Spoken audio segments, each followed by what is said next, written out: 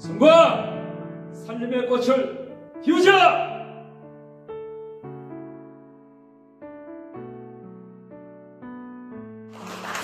Magandang umaga po sa ating lahat, sa isang Diyos na buhay na ating sinasamba at ating pong pinaglilingkuran.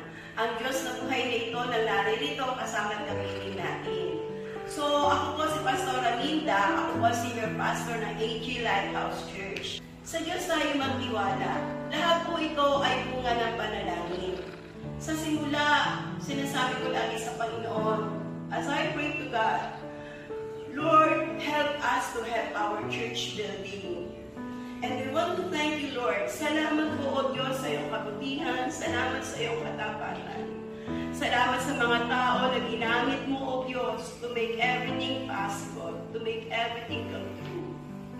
Gumsam Samwang Presbyterian Church, sa pangunguna po ng ating Reverend Dr. Cha Somyong, maraming salamat po, O Diyos, sa buhay ng mga taong ito na ginamit mo. Na, Lord, bless them indeed, and extend their territories. More churches to be built, more churches to be planned, not only in the Philippines. So thank you, Lord, for these things that you make everything possible.